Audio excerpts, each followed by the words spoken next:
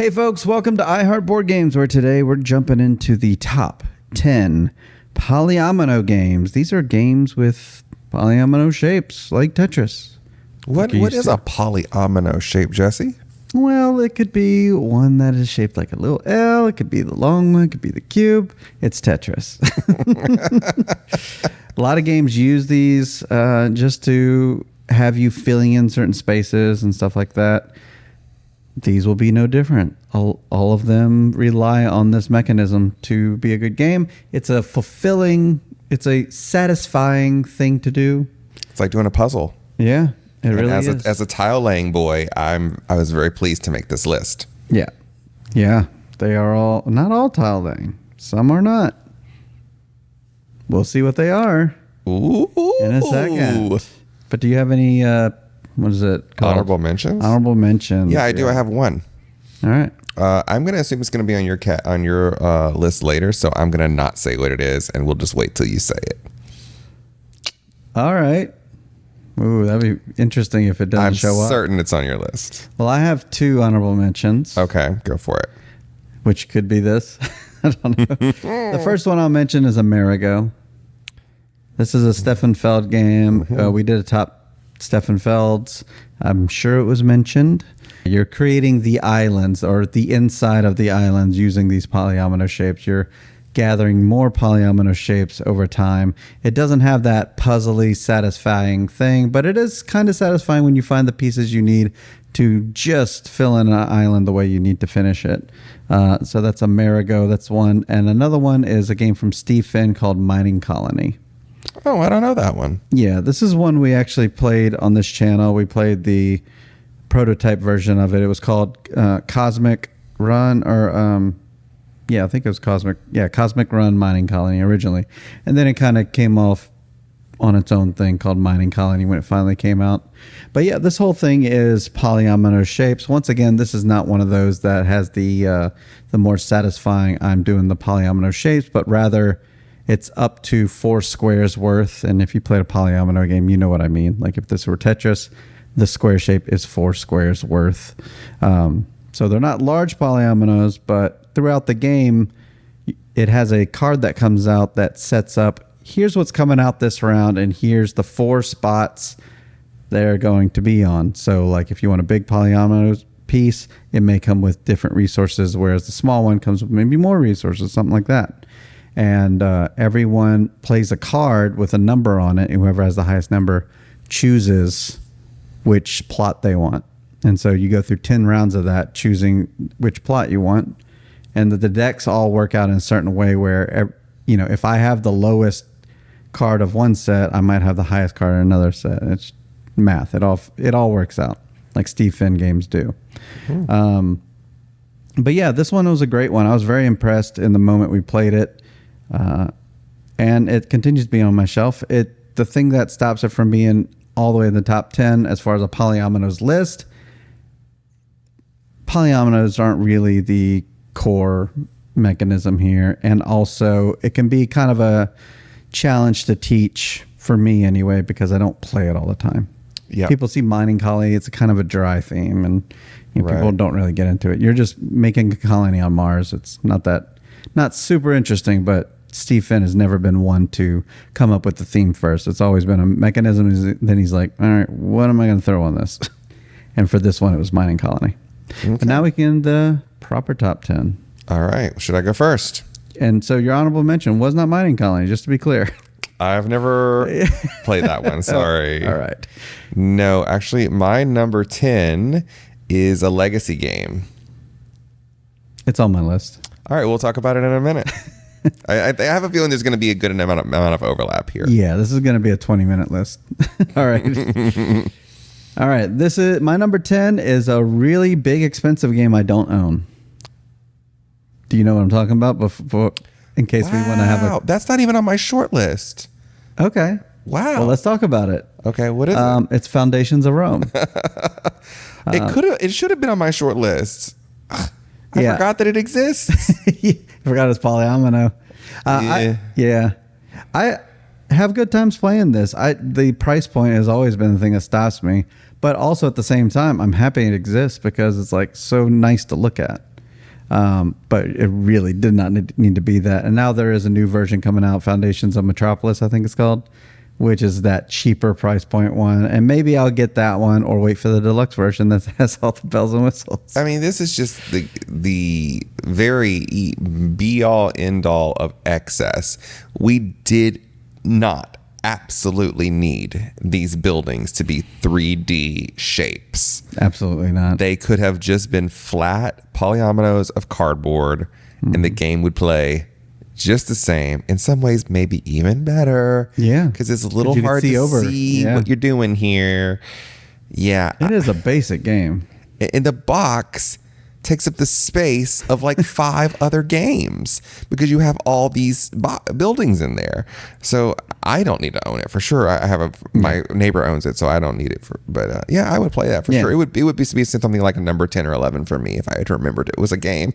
Yeah, Matt and Bernie from Table Talk, they own it, so I'm like, that's good enough. If I ever want to play it, we got that, and they got everything. So the last time we played it, in fact, it's here on the channel. We played it with all the expansions just to play through it, and it doesn't add much weight to it. It's all right.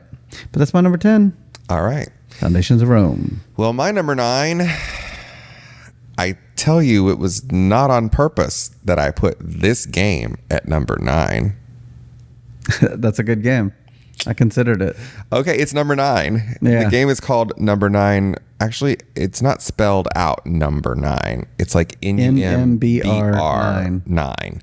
If you're looking for it, try some variations on how to spell number. Yeah. But in this game, the polyomino shapes are the shapes of numerals. So they're the Arabic numbers that we all use every day. Mm-hmm. And you're meant to stack them up on each other. Man, I'm thinking of even more games now that I didn't put on my short list. I use BGG, and boy, they left some games out. Anyways, you're stacking these things up, and you're meant to. What number you can use next is dictated by a card, and everyone's having to do the same thing, but you're putting them together in different ways, and the higher you go, the more points you make. This is a nice little puzzle, literally a physical and a mental puzzle. My problem is I just want to see everything fit together so nicely that I don't go up, I just go out, and then I don't make hardly any points because I think that bottom floor is like ×0 score or something. Yeah, so like, you don't get anything. You really, that's your foundation of number 9. Number 9 is one of the few games. I'm not much of a solo player, but that game I have played solo before just to knock it out and see how well I can do. It's fast. It's easy. Yep, and there's a second version of it now. Oh, which I didn't even know about till I was researching this list. And although number 9 didn't make my top 10 polyominoes, if it were in here, I wouldn't be too surprised. You know, it's one of those. It's like it's almost there. Yeah. But that's your number 9. Yep. My number 9 is a game about cats, but not a la cats. It's a la cats Explore and Draw. I haven't played that one. You did play it. I did? Yeah. When? Where? We played it at Dice Tower Con because we brought it with us. It made a real impact on me, you guys. Well, it takes what a la cats does, building the board, and it's just the building the board part.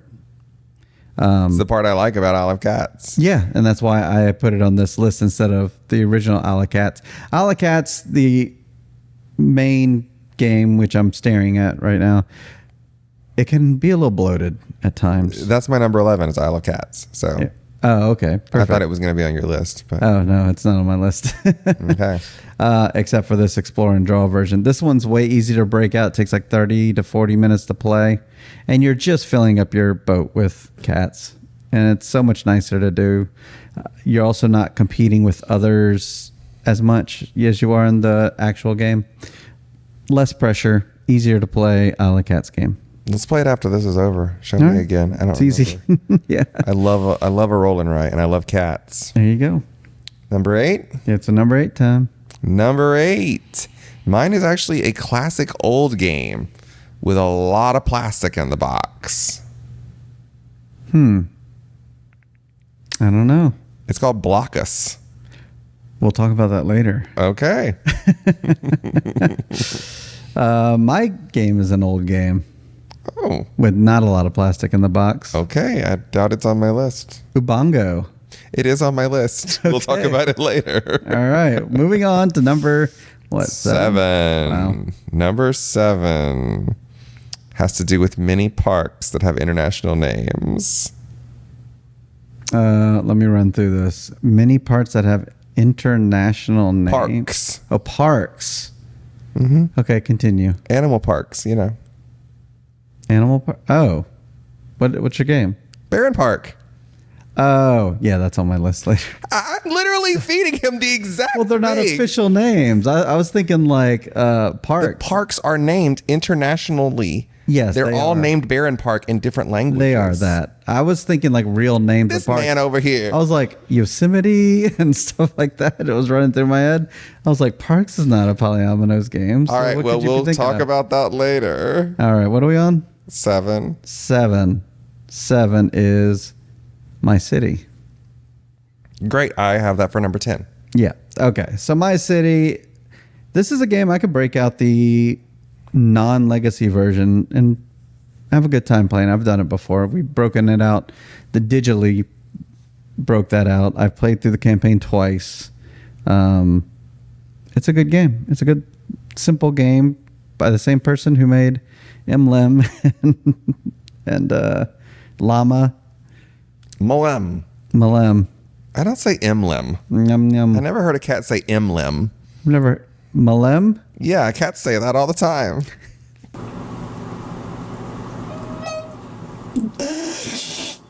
They usually say like meow and stuff, but Lem, lem, lem. Lem. We usually have a cat with us, but not today. yeah. My City, great little legacy game. It's almost themeless. It's very dry. It's, as a legacy game, very boring. Yeah, the legacy game doesn't. If you're looking for a story, go somewhere else.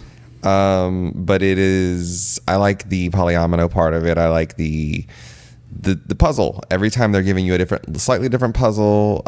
There's that river running through the middle of your board that kind of messes everything up. Mm-hmm. Yeah, I have not played it digitally. I don't think, or if I have, just like one. Yeah. Not like the whole thing. And I'm sure I have not played the non-legacy version. I would like to, though. It's a game that I think I would enjoy more of. Yeah. And now there's My Island is the sequel to that. I probably need to play it, but not with those same people I played the other one with. All right. Well, that's my number 7. Number 6. It's Number Drop. That's probably something a lot of people haven't heard of. Okay. Well, this is a roll and write game where the Tetris pieces, I mean, this is the one that is most like Tetris. The Tetris pieces are literally falling down onto your board, and then you need to put numbers there based on a die roll. And you're going to put those numbers in a way that you put a bunch of ones next to each other, or put a sequence next to each other, 1, 2, 3, 4, 5, or 3, 4, 5, 6, 7, whatever. Mm-hmm. And you're trying to collect sets of these. So maybe I got 3 ones. Now I need to get 4 of something. And now I need to get 5 of something. And the more of that I do, the more points I get. And it's also kind of a race going on. You're all playing simultaneously, but there's a race to like get those things before anybody else does, because there's actually a mean part to this, which is if you complete like all of the A-level goals, Yeah, that's right. then the A-level bad piece is going to fall on everybody else and not you. And everyone's like, this is messing up my whole map. It doesn't have any numbers. It's just X's. And you're like, yeah. Yes. But it's over so fast that the meanness doesn't really hurt that much. I mean, it's like a 15-minute game. Do you own this? I don't own it. Yeah. I own it on BGA, but that's it. That's Board it? Game Arena, you guys. Yeah. Wow. Yeah, I wonder how it would play like at the table. Don't know. Have to try it someday. That was your number 6? Probably. We can talk about my number 6, which is Blockas. Blockas Hey, is... that's my number 8. There is a lot of plastic in this. I really like the duo version. I haven't tried that one. Yeah, it's a 2-player version. Has different start spots. It's a smaller board, I think. But I play this all the time on my phone. Like I have the Blockas app, and I'll just play it like crazy. I don't know. Something really satisfying about getting your pieces to just fit in a certain way, or blocking off the other player to make sure they can't get their pieces to fit. Yeah, it's a little mean, but Super mean. It's also super fast, so you can be overdone real fast.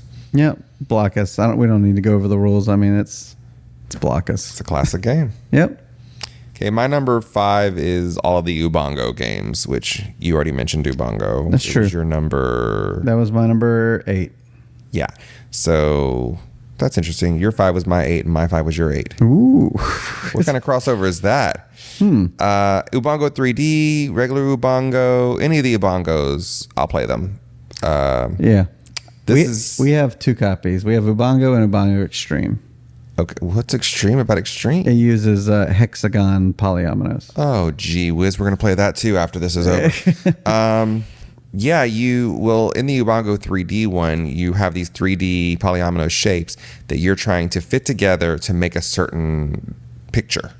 And in the flat one, they're just regular polyominoes, like Tetris shapes, that you're trying to fit them within this shape that you're given. And everyone's given a different shape, and you all have to race to do it as fast as you can. Yeah. I don't usually really like racing games very much, but this one I like. Yeah, I really like it. I feel like I'm pretty good at it. It scratches an itch. I don't know. There's so many games I'm thinking about now that are not on this list that I could have included. Galaxy Trucker is a polyomino game. Is it? It's just squares. No, sir. Galaxy Trucker. Oh, you're right. It is just It's just squares. All right, good. I'm not losing my mind. If that counts, then a lot of games, a lot of other I was games just thinking count. of the shapes that are on the actual Azul would be one. No, No. If it were squares. Sorry, I just... No, they have to have polyominoes, you know. Yeah. Right. So my number 5 has polyominoes. In fact, it probably was the first one that came to mind when it comes to polyominoes. It's a Rosenberg game. Is it on your list? He has like 30 polyomino It's Feast. games. No, it's not. It's Patchwork. Patchwork is my number 4 as well. It's my number 5. Oh, oops. But that works, right? That's the next one. Yeah. Okay, so we can talk about it now. Mm-hmm. Yeah, Patchwork's a 2-player game. You're filling on your quilt, and you have little buttons in it and everything. For our copy, we actually got actual buttons just because it was like, okay, this deserves to be tricked out a little bit. Yeah, this game continues to be a really nice game to play either digitally or on the table. It takes up a lot of room on the table, but that's okay. It's funny because like your playing area is like this big. Yeah, it's it's just all the pieces are like sprawled out on the table in a giant oval or circle if you can manage it. And you're like going along the circle as to what you can choose. There's a bit of a rondelle element going on there. Yeah, it's the only way to do it though. So I mean, it's just going to be a table hog. That's just the way it is. And they have different ones. There's a Halloween one. It's the same game with a different outfit on. There's a 4th of July the one. Americana. This is just Christmas. I'm sure there's one. Such a good little 2-player game. It's 2 players only. I think the first time I ever played it was at your house, the old house. I think it may have been just you and me. I don't know. I didn't even hardly know you then. Well, it was a 2-player game, so it had to be. But it could have been me and someone else. Oh, I gotcha. Yeah. So that's Patchwork by Uwe Rosenberg, which is his 5, my 4. I like to say Uwe Rosenberg. I usually just say Rosenberg just to not step on people's toes. But my understanding is he doesn't mind no matter how you Of course. Yeah. But other people might. I don't care what you call me as long as you call me for dinner. There you go. All right, dinner. What's your number 5? I did my number 5 before you. What's your number 4? Patchwork. Okay, then I'll do mine. My number 4 is a Phil Walker Harding game called Silver and Gold. This was on my short list. I own this game. Yeah, it's a very good game. It has a new one that's just out called Pyramids. I haven't played that one yet. But the original Silver and Gold is a game you can get for like $8 in a checkout aisle. And it's a lot of game for $8. It's not a heavy game, but it's a really fun game to keep that has replayability. You're filling out cards with dry erase markers, and you're doing it in a way that gets you the most points. But the polyominoes of it is everyone's flipping over a stack of like 8 cards that has a polyomino shape, and that's the shape you're filling in on your cards to fill in these other shapes. And it's just as satisfying as any of these other ones, even though it's a marker doing the work. Yeah. But yeah, silver and gold. Check it out if you haven't. So that moves us on to number 3 then. I'm certain this is on your list somewhere. I have a feeling our top 3s might be the exact same, just in a different order. Maybe. My number 3 has already been This mentioned. one has a Lazy Susan. Lazy Susan. Yeah, we'll talk about that later. All right. My number 3 is Barren Park. Hey, the one with parks. Another Phil Walker Animal Harding parks one. that have international names. Yeah. I always just play the Barren Park map, so I don't even look at the other ones. But no, this is another one that has a little bit of a race element into it, plus the polyominoes. I say the racing because the points slowly shrink as you play the game. Yeah, you're building a park with bears with a bunch of different habitats. This one feels so satisfying because you really are trying to fill it all in. Mm-hmm. You are trying to fill up that space. A lot of these games, like a la Cats, you'll never fill up the boat. No. I want to fill the whole thing in. So Barren Park is like, whew, now I put my last one in. Ooh, I filled the whole grid. Yeah, great. And I think you should also play with the little goals. Like there's kind of like some modular elements. I think you should play with all that stuff. It just adds a lot more to the game. Otherwise, it's just a little too simple in its just base form, I think. There's an expansion called Bad News Bears. I haven't played it, though. Oh, I haven't played that one. But I think just what's in the box is great. Just add it all in. Put it all in there. Yeah. Speaking of the box, it has a weird insert. I don't think that is meant to be an insert. I think it was just meant to be something to hold it in place while it ships. I think you can throw that out and just... Well, no, it doesn't ship that way. It doesn't ship all weird. You assemble it once it comes to you. What? Yeah, you assemble the diagonals. Stop. So it's a basic box, but it's like diagonal storage. It's because the shapes are weird like that. But yeah, if you have a 3D printer, you can just replace that. Moving on to number 2. Number 2 is the name of a city in Europe. You can go ahead. Copenhagen. Okay, I considered it. This is a Queen Games release. It's probably my favorite Queen game, honestly. You've got like different color houses in front of you. They're just it doesn't really matter what it is. You have a grid in front of you. Yeah. And you're kind of dropping shapes into it to try and cover up like rows or make full columns, which will give you bonus powers. And you can really combo in this game. You can like, okay, I take that and then I combo it with my power that I have, and then I get to do this thing because I filled up one of my windows. It's very satisfying to do that. The game ends super fast, almost too fast. It always sneaks up on you at the end. It's like, oh, shoot. The whole stack's guys, it's almost over. It's first to 10 points, right? Something like that. Or 12 points or something. No, it's a stack of cards. Oh, well, maybe there's more than one ending condition, which is someone reaches that goal or the stack of cards reaches this card that's in a variable location. That's true. Usually when I play this game, it's that card that comes out that causes the game to end. And people are all like, but I was just about to do the thing. I was one away from my column. Sorry. My number 2 is Cartographers. Well, we'll talk about it right now because it's my number 1. Oh, okay. Interesting. Okay, so that's your number 1. Okay. Overlaps make things weird. Cartographers. It's a flip and fill. There's no rolling, right? Yeah. Always got to double check I myself. call them all roll and writes, even if they don't have dice. Yeah. Okay. Well, it's a roll and write. This is from Thunderworks Games.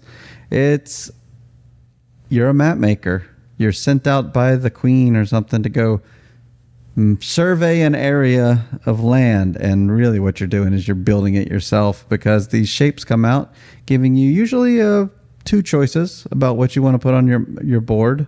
Sometimes those choices can get you some extra coins that give you points, or it can cover a bigger area, which can also be worth points. But you have 4 goals overall that happen over the seasons of spring, summer, fall, and winter.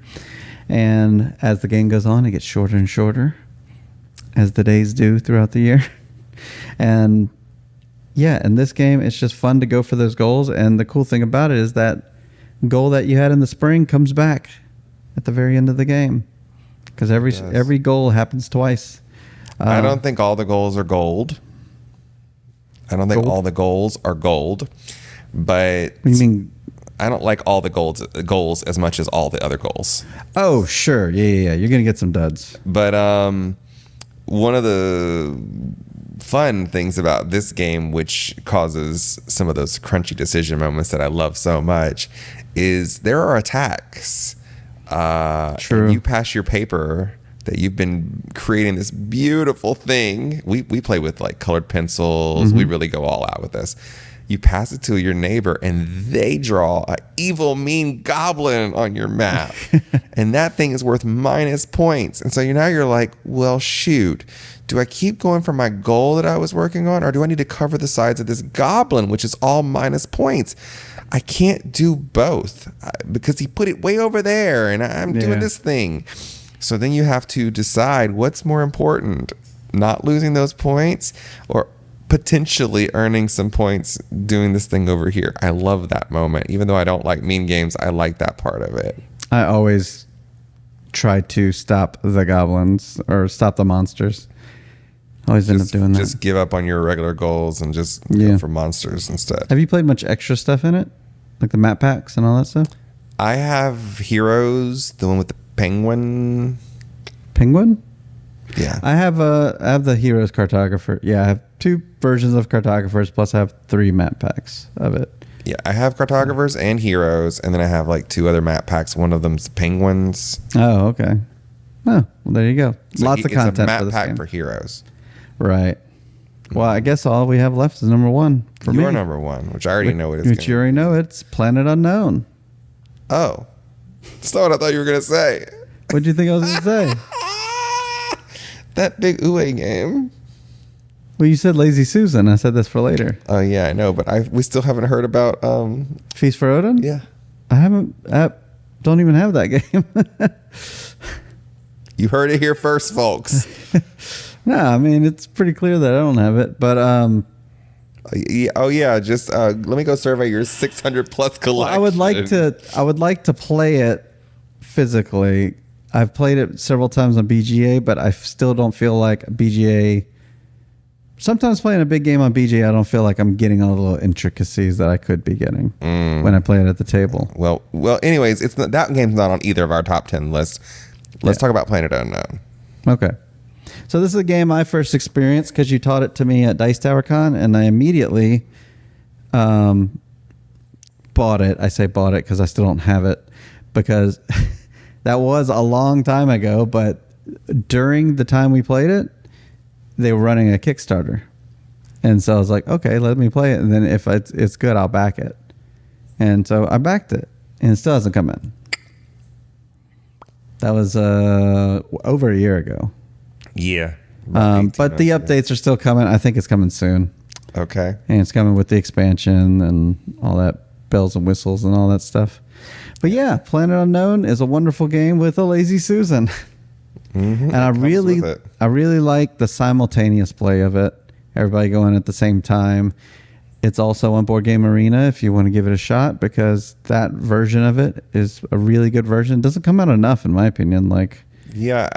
My problem with this, I mean, you know that it's a good game if you keep wanting to play it even though you suck. The problem of the simultaneous play is I'm really not looking what anyone else is doing. I play it almost like a solo game. And so I'm doing my own thing, and I'm fulfilling all my goals, and I'm moving up my tracks what I think is fast. And then we get to the end, and I'm like, yeah, boy, I'm number 1. I got the best score. And I'm like, my score is 10, and everyone else is like 400, 500, 600. And I'm like, what did I do wrong? Wait a minute, I was doing so well. And even if I look and compare my score to a previous version of my own score, it's worse. Yeah. I don't know if you can track what everybody's doing in this game. There's a lot going on. They do have... I'm not sure if it's part of the base game or if it's like a mini expansion where you have a goal between you and each of your neighbors. Oh, yeah. I like that.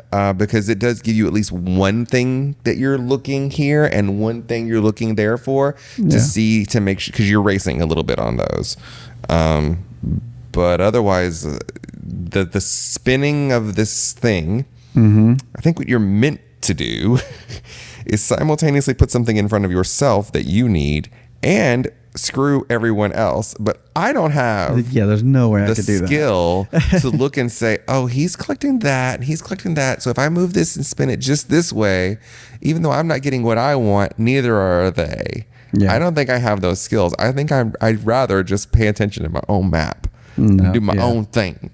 That's what I do and every keep time. losing. And that's okay, because when it's not my turn and I'm not making the choice, it feels like they're kind of burning me sometimes. So, hopefully they feel the same way. They probably aren't. Exactly. So hopefully they're feeling the same way when I'm making my choice, not even thinking of them. And it just happened to work out that I'm burning everybody. Unless someone at the table is like, yeah, I need one more thing. Yeah, I need one more thing and I'll have achieved this goal. It's like, well, I'm not giving you that now. I'm definitely not putting green in front of you or whatever it is. Right. Yeah. But that's 10 or almost 20 Polyomino games. Yeah. Let us know what your favorites are. And we certainly missed some. So why don't you write those down in the comments? I only just this morning figured out how to get to Polyomino games on BGG. What a mess. It's not listed as a game mechanism. I think it is, isn't it? It's not. Okay. I found it on the BGG app. I just clicked on Polyominoes. That don't make no dang sense. All right. Well, anyways, thanks for watching. Until next time, the box is closed. Bye.